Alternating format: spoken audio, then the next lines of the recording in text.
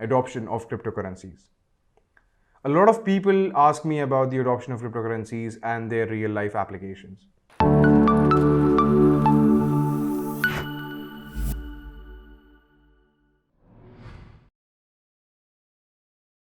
So let's take a recap of what we have covered this far.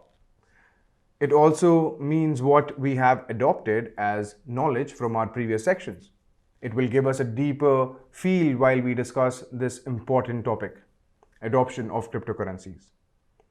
A lot of people ask me about the adoption of cryptocurrencies and their real life applications. Let's address this with an example that everyone is aware about. I will try to explain it to you with an example of the Wright brothers who invented the airplane.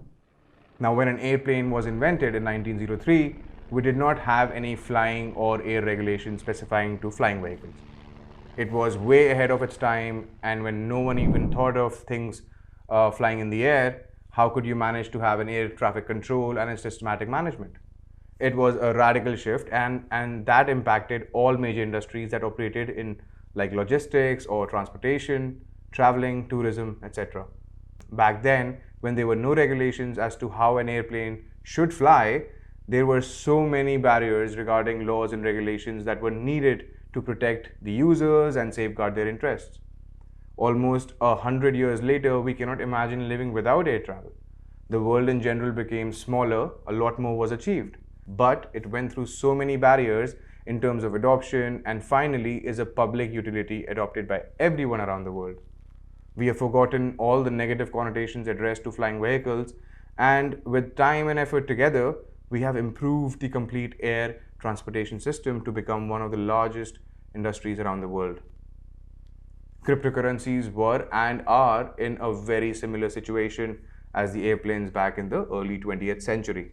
Cryptocurrencies are still in their nascent stages, and we will see more and more formalization as we progress. When the first cryptocurrency, that is Bitcoin, was invented, it was shared as an idea or a concept only to a few thousand people in the closed cypherpunks community. Those people who loved math and cryptography and obviously distributed computer science. As the adoption was in a very closed circuit of group members who could understand or evaluate the technological efficacy of the system, started joining in. These people were the early believers and started backing the project by putting it to use and also formulating the ecosystem with more development activity that could encourage non-tech people to use it. Slowly, the adoption grew from a small group of computer geeks to a general audience who tried to sell it for real goods and services. As with any new technology, its innovative practice meant the traditional systems were not ready to completely understand the impact of its innovation. In the beginning, it was tied along with malicious uses for terror financing or buying illicit drugs and weapons over the open markets on dark web. This was way back in early 2011 to 2013.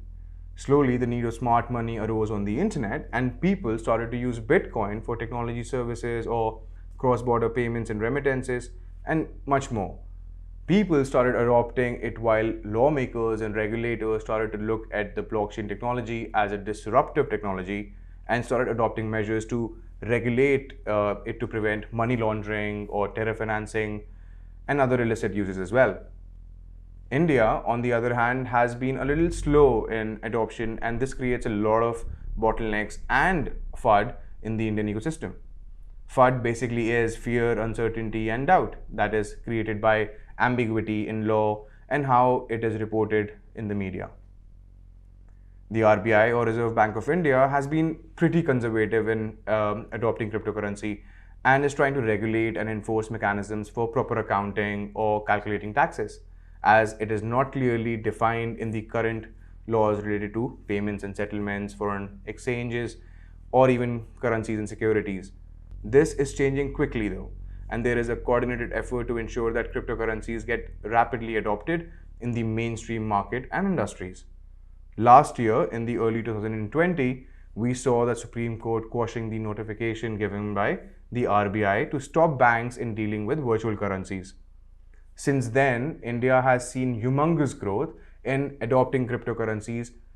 It was actually a heartwarming situation when the whole community stuck together through the crypto winter.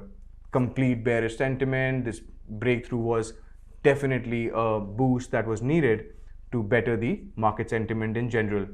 Although rules and regulations are being defined, platforms such as DCX and others have been maintaining self-regulations. That means the best practices in KYC and AML, which is Know Your Customer and anti-money laundering, and even other standards to ensure safeguarding of all current rules in place for operating fintech or any other RBI compliant companies. Now, there are millions of users in India who know about cryptocurrencies but are not sure how to get started with this market. We will actually be discussing how you can become a part of this revolution and in how many ways we are able to participate in the cryptocurrency markets in general. Once you are clear about the ways that you can participate in these markets, we will look further into basic differences among these approaches and then start with hands-on training to get started with cryptocurrencies using one of the best platforms available in the market that is trusted by millions of users. Yes, we are talking about using our own platform, CoinDCX, to understand how to create your account or getting started, completing your KYC and getting your first cryptocurrency. So let's go to the next segment and understand what are the different ways of participating in crypto markets.